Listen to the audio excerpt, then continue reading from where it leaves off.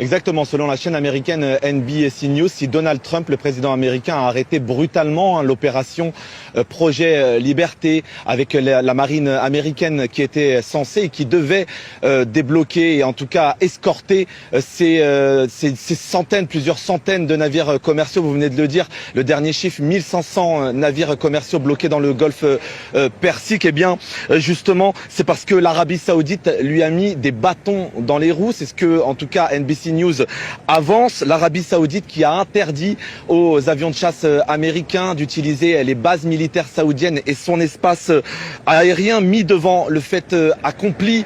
Donald Trump, donc, qui ne savait plus quoi faire et qui a donc décidé d'arrêter brutalement cette opération. Ce revirement de Donald Trump relève aussi le malaise des monarchies du Golfe. L'Arabie Saoudite, mais aussi plusieurs autres pays du Golfe prennent un peu leur distance avec les États-Unis.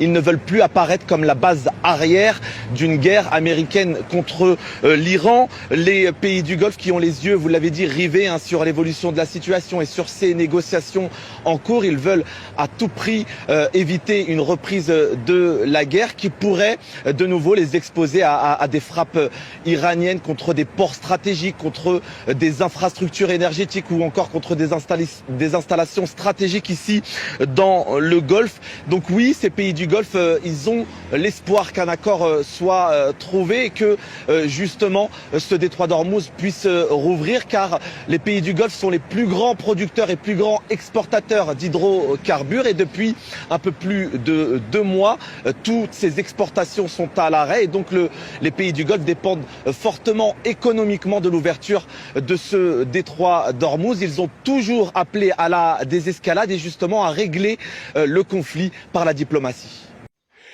Très chers frères et sœurs nord, sud, l'est, à l'ouest et du centre, bonjour, bonjour, bonsoir. Il y a quand même quelque chose dont cette situation de l'agression de l'Iran nous enseigne. Ça veut dire que, comme je disais à quelqu'un, à quelque chose, malheur est bon. L'Iran a préparé cette agression ou alors s'est arrangé à ce qu'un jour, Dieu pourvoira. L'Iran ne s'est pas contenté, comme ce qu'on enseigne aux pauvres chrétiens africains, d'aller prier tous les jours. Non. L'Iran s'est donné les moyens que le Très-Haut suprême les a donnés pour pouvoir se préserver dans un monde qui est matériel. Parce qu'il y a des choses je ne sais pas pourquoi certaines religions n'apprennent pas ça à leurs fidèles. Nous sommes dans un monde physique. Et la plupart des choses se règlent physiquement. Il faut le savoir. Je ne comprends pas comment les gens sont dans un monde physique. Ils se battent pour être dans un monde supérieur après leur mort, mais estiment que c'est le monde spirituel qui va résoudre leurs problèmes du monde physique. Mon ami, quand un parpaing saute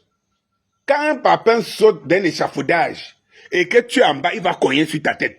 Le choc ne sera pas amorti parce que tu entends entrer au ciel. Les Iraniens sont les premiers à le comprendre. Que en fait, pour vivre dans ce monde qui est si cruel, la science, ça veut dire que la hauteur de l'intelligence, on va chercher le savoir aussi loin possible, trouver les moyens que personne ne s'attend. Et oui, et personne ne s'attendait. Les premiers à ne pas croire à l'Iran, croire que l'Iran pourra se sauver un jour, c'était les pays du Golfe. Les frères musulmans iraniens. Les premiers à ne pas croire à la force de l'Iran, c'est eux. Et c'est pour cela que justement par rapport à ce reportage, vous voyez, ils sont surpris. Ils payent le prix le plus fort. Si on leur disait un jour qu'ils pouvaient se dissocier des Américains, ils ne croiraient pas. Si on leur disait que c'est l'Iran qui les imposerait, prendre distance contre les États-Unis, ils ne croiraient pas. Si vous prenez les 40 ans, les plus de 40 ans d'embargo de l'Iran, vous y ajoutez les bases américaines qui les étouffaient. Vous y ajoutez la propagande de diaboliser l'Iran au quotidien. Oh, c'est les tueurs. Oh, c'est les terroristes. Oh, machin, truc et tout. Pendant ce temps, les pays comme Israël terrorisent le monde tous les jours. Si vous prenez en compte tous ces éléments, vous prenez en compte l'enclave dans lequel l'Iran se trouve et par rapport à l'encerclement d'ennemis et des frères musulmans qui ont trouvé que non, Le seul moment où ils pensent qu'ils ont des bons liens avec le Sud, ça veut dire que des bons liens avec le christianisme, c'est contre l'Iran. Parce que le paradoxe, c'est celui-là. Ça veut dire que moi, je ne comprends pas comment, à quel moment, les pays du Golfe sont arrivés à faire une relation incestueuse avec les judéo-chrétiens, dont vous savez la direction du monde. Comment ils conduisent ce monde. Et depuis, comment ils sont arrivés à s'entendre une bonne fois uniquement contre l'Iran? Moi, je ne comprends pas. Mais l'Iran avait compris que cette histoire se passera par la science. Cette histoire se passera par la ruse. Cette histoire se passera par le règlement géopolitique de la chose.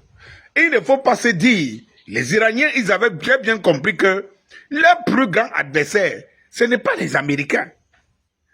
Les Iraniens avaient compris que leur plus grand adversaire, ce n'est pas les Américains. Leur plus grand adversaire, c'est leurs propres frères musulmans du Golfe. Parce que tant que eux, ils partissent avec l'ennemi, l'Iran ne pouvait pas s'en sortir. Alors, l'Iran a axé sa défense contre les pays musulmans du Golfe. Et ça a payé, c'est ça qui est en train de payer.